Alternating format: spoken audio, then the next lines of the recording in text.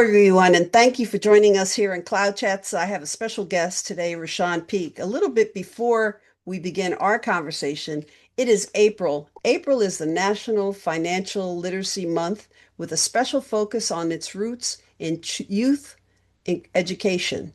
Early intervention is not something to do. Financial empowerment can change the trajectory of so many of our citizens of the future. Today, we're going to talk about the Money Magnets Club, which is a club based in Charlotte, North Carolina, and it's a nonprofit organization teaching financial literacy and entrepreneurship to elementary school children and their families through hands-on community-based programming. What makes this model work? A few things. Early start, applied learning, two-generational approach, which includes the children and their caregivers, and Rashaan Peek, our special guest, will talk more about that. And seed capital, which is something very interesting that we need the investors on the call to start investing in this organization. And play space. They work with schools, libraries, after-school programs, especially on the Charlotte's West Side. Why does this matter? Financial literacy is not just about money. It's about building confidence, agency, and opportunity for children to understand how money works. So when they come into contact with any kind of situation in the future, they know how to make decisions later in life, protect their credit and assets, see entrepreneurship as a viable pathway. Rashaan, you and I love that because entrepreneurship is what we're all about. So breaking cycles of financial instability is what we're doing. And through her leadership of strengthening impact, Rashaan Peek has been doing that. As the board chair of this organization and president, Money Magnets Club, she also holds a position as chief of staff for Charlotte Center City Partners, and she'll talk more about that. But a little bit about Rashaan that I know, she brings systems level leadership to youth financial empowerment. Her experience in economic development, nonprofit governance, fundraising ensures that this organization, the Money Magnets Club, is going to go on for many more years. It was established in what, 2019, Rashaan? Um, 17, Well, 16, well, 18. welcome to Cloud Chats, Rashaan. You're no um, newcomer to this because we used to work together back in the day. So you know how the Cloud Chats work. So thank you for being my guest today in this capacity. I want to kick it off with just introduce yourself to those that are listening to us on Cloud Chats. A good day. As Pat said, I'm Rashaan Peek. I serve full time as the Chief of Staff of Charlotte Center City Partners. I'm also the board chair of Money Magnets Club, and I own my own firm called Your Girl Inc., which does executive management for small businesses and nonprofit organizations. Well, Rashaan, how long have you been on the board for Money Magnet Club? A little over 2 years. We their grassroots organizations started off small, really started their mission during the wealth gap with the Leading on Opportunity initiative and has grown. We're celebrating our seventh birthday this month. Congratulations on your leadership and for it's not easy running an organization day in and day out. So, and you do a lot for them, with them, and through your connections. I want to kick off our conversation with what inspired you to focus on entrepreneurship and financial literacy for young children. What inspired you? Well, it's twofold. The executive director and co-founder, Alexandra Arrington, has been an inspiration for many years. I met her in 2016 or 2017 when she was first launching and needed a financial executive, which is a partner to that is a nonprofit that could take the money and then work with the organization. They would get a small stipend. And at the time, the organization I was working for didn't have the capacity to do it, but she still persevered and kept going. And here we are 7 years later. So she called me a couple of years ago and was like, "Will you be on my board?" And I was like, "Sure." And she was surprised because I didn't give her any pushback. But growing up under an entrepreneur, wishing that I had more financial literacy myself as an 8-year-old that was doing graphic design or mailing labels. So back in the 80s and 90s, we were sending out mailings trying to get clients. So whatever business she had, I was doing the administrative work back then. So had I had the skills to help her more be more fiscally sound, we probably would be millionaires by now. And when you refer to her, that's your mom or your aunt? My Your mom, mom is yes, an my mom was an entrepreneur. entrepreneur, yes, Yeah, all her life, right? all her life, Yeah. all my life, yes. All So, your life. um, Yes, yes. yes, You I know, never knew her to have a job. yeah. When you talk about graphic designs, you used to do marketing for us, and it was very interesting how you knew how to pick that up right away. Little did I know that you started at 8 years old. What are you, 10? No, 15 when you started with us, right? Yes, well, yes, We're right, still yes. young. Just a word processing and whatever she needed, I would have to learn how to do. So yeah, Just do it. Just do it. just do it. So, the inspiration comes from home. Yes, And like you said, it's if you would have rooted had the tools that you're teaching the children now, you'd be a millionaire. probably. She At had great least, ideas. yeah. You have impacted so many children. How many children has gone through the program since it started? I believe last year's number was 320, so don't quote me on the numbers. We do have an updated report on our website. So go to our website, moneymagnetsclub.org. Anytime we keep all of that information updated. We also have our 990 online, so you can go to Candid, which you can track any nonprofit in the country that's Mhm. keeping up with all of the rules and regulations. So we're very transparent about what we do and where the money comes from. And that's important because as you teach children, because you provide seed money, you talk a little bit about that and why does that make such a big difference? I know I have another question that's about that, but that struck me as something unusual or not as commonplace where you give $25 per student that's in the program. And what do they do with that money? So they come up with their great ideas. They go through the whole program, and at the end, if you are starting your lip gloss business or your bracelet business or your crocheting, seed funds so that you can get your supplies or do some marketing to learn how to get your money, use it. Are you going to invest part of it in the business? What are you going to learn how to be a structured entrepreneur? You need seed funds and not having to ask your parents for the $25 that you need for supplies and then see how okay I had $25 when I started and then I made 8 sales and this is how much I have now. It's the lesson in being a successful sustainable business. And there's also a two-generational, it's not only the children that you're talking to and helping out, but it's the caregivers as well. Why is that important? It's important because it's encouragement, it's a cycle. You're motivated by your kids a lot of times. Our children are our whys.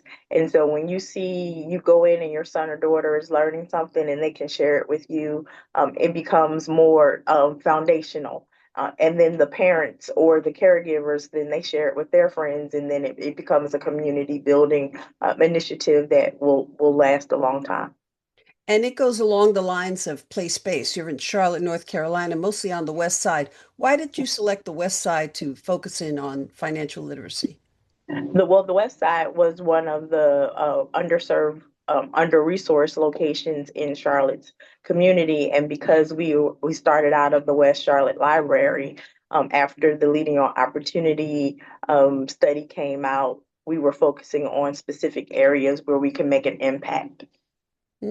Interesting. I think that's fabulous. I think the organization's doing a great job. I was at your website, and if anybody's interested in investing or donating, what's the website again? Website is moneymagnetsclub.org. We're going to O-R-G. post that at the end of this cloud chat so people can remember. I wanted to ask you a question regarding you. Can you share a success story from your initiatives, specifically from the board chair, as board chair of the club? Well, this would be an opportunity. So I'm getting to be on podcast and share the mission with other professionals like you. And this will spread around. So my ability to connect people funders and connect our executive director with maybe with some people that she had never had the opportunity to meet, whether it's the head of a bank or head of a foundation that we would love to get resources from. That's you talk about partnerships. You're the not only do you work as the board chair of the Money Magnets Club, but it aligns with the Center City Partners, the Charlotte Center City Partners work that you do. And how does this impact the future citizens that we're talking about, these young folks that are becoming young entrepreneurs? How does it impact that? Your experience? So I work in one area and then I live my life and my mission is in another area. So I get to see both sides, the tale of two cities. We just made an announcement about having 2,000 jobs come here, but who is going to be in the room to say Mhm. what of our citizens, our JCSU grads, our UNCC grads, are they, or our Queen line, our E-line grads, where are they going to be able to qualify for these jobs, and what is it that I can do to make sure that people know that these opportunities are available, and how do I get the other side, the west side, the east side, prepared so that we are being competitive and considered for these positions. How does and this is off the topic, but it's so important for young folks these days. They're growing up in a technological age. Our time when we talk about computers and systems that we're talking about, but they're growing up with AI, and everybody's talking about AI. I find young folks grab it much easier than other people do. Even though I'm a baby boomer, I love AI. I love technology, and I just that's why I'm in the clouds all the time. But how do you find are the jobs that you're preparing, not only with financial literacy, but understanding the security measures that we're talking about in AI? Oh, but just learning constantly, getting information from other places, communicating. So AI is a great tool, but it doesn't have the human part of it. It won't be able to tell you if I am having a bad day. If you speak to me a certain way, AI can't translate that. So you still need to have your humanness of it. So saying I'm gonna lose my job to AI um, is has become a standard in technology, but we found out that you can't replace the empathy that is so important to being a good leader. You know, empathy is so important, and people don't realize it that you could teach empathy, but these machines that we're not as advanced, and not everybody's going to have an Autobot right next to them. And we're not going to have that. We're going to have like the people that have to be able to either work with the chat box, the GPT, Chat GPT, Gemini, Claude, whatever it may be. Each day you're coming up with new ideas. But one thing I think that most kids or children need to know is financial stability. Talk a little bit about the importance of progressing young folks to understand the importance of guarding their credit, their assets, so that they could have financial stability. And how does this impact the parents? Just being a, it gives you a step ahead. It will prevent you from being surprised by things that we found out too late as adults. I didn't realize that if when in college I maxed out the credit card, that it would affect me for the rest of my life because it takes 7 years before that is comes off your credit, and you have to maintain a good credit rating to qualify for a car. You can't work at a bank if you don't have good credit. You can't get certain positions, high level positions, if you have bad credit. So it affects you throughout your whole career. You don't qualify for a loan to go to school if you have to get loans. You don't want to prevent that. You could be end up homeless, and you like one thing that if you want to always qualify to get resources. You wanted to be able to. I call it opportunity funds versus saving. If you see something that you want, what is your opportunity to get it? Are you putting up money aside so that you can go on vacation and you can do things and have things that you want because you did the things that you needed to do? That's very interesting. And out of all the students that you're getting, what's the age? What do you see the age gap, or what what age are you not getting through? Or I know you're Well, doing great jobs with some of the students that are coming in, but what age gap do you have to really tune into? to get them to understand? We work specifically with elementary school students. So 5 years old to 12 years old. Hmm.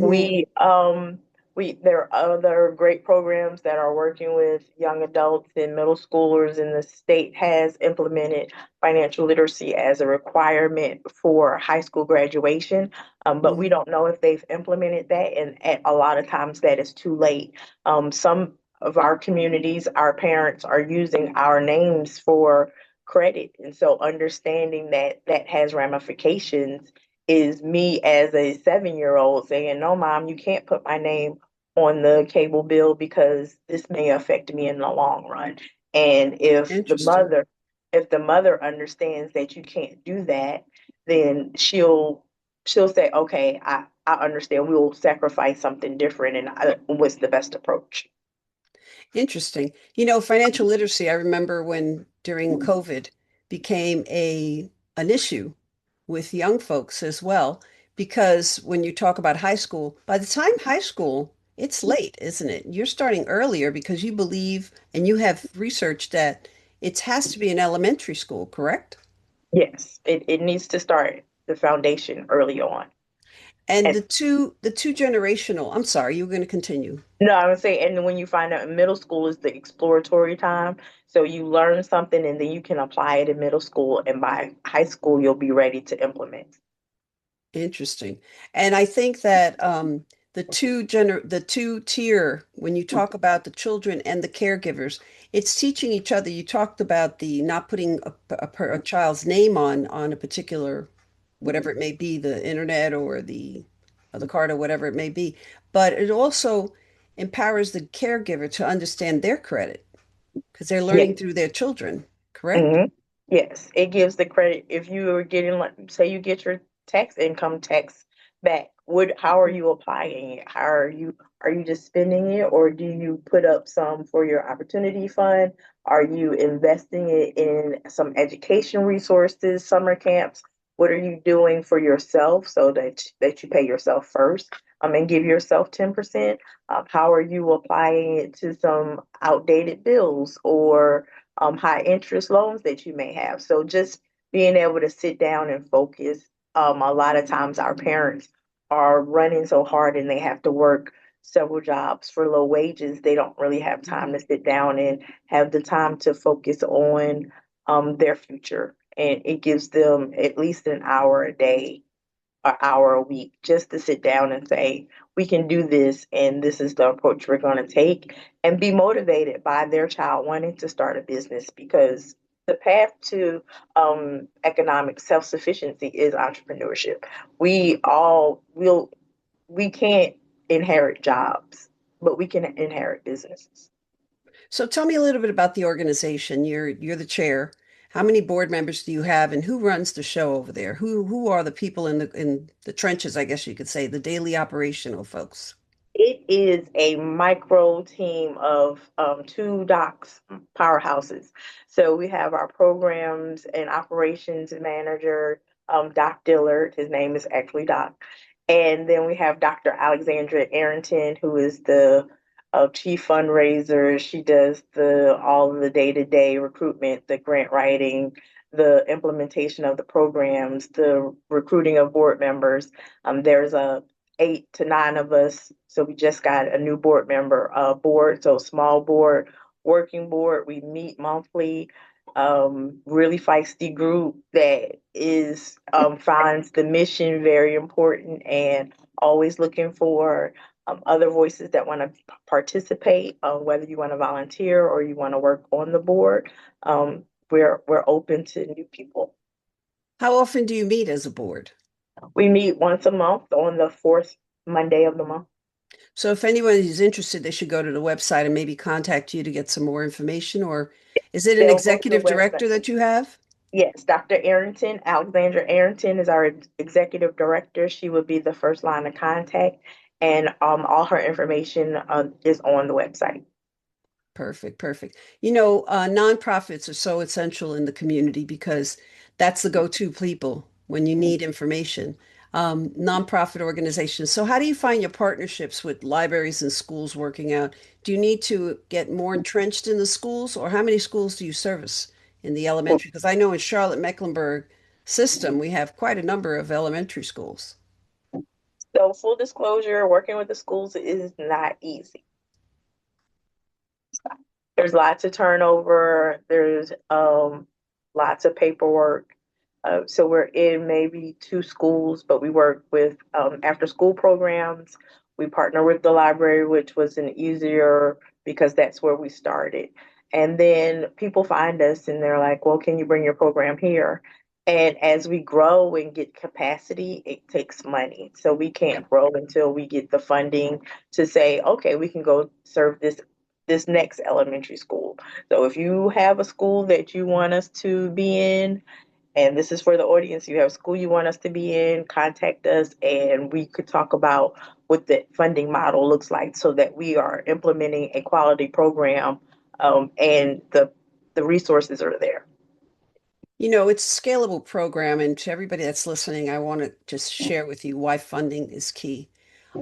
Your investment supports early economic mobility efforts, correct? High Correct? impact, low cost programming with long-term outcomes. An innovative model that complements national literacy efforts with meeting local needs. You are giving back to your community. It's scalable and it's deeply rooted in your community. So the opportunity to invest in the Money Magnets Club is investing in the future. And it's just not inherent financial challenges, it's inherent financial knowledge, tools, and hope. Early literacy, real world application, and generational impact, because you're talking about young people who are growing and they're going to be in middle school, they're going to be in high school, they're going to be graduating. They are our consumers. They are living right in our backyard, so we might as well take care of them as well. And young folks are like sponges, aren't they? They learn quicker Yeah, than yes. most. And and the team does a great job. It's engaging, it's fun, the kids laugh, they they write checks, they learn how to debit. It's a great time.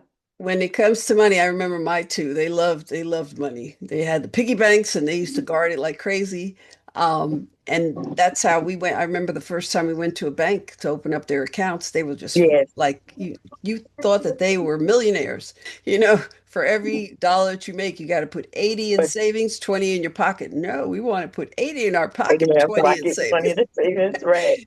So, I think the work that you're doing is amazing. I don't know how you balance everything, but you keep on going.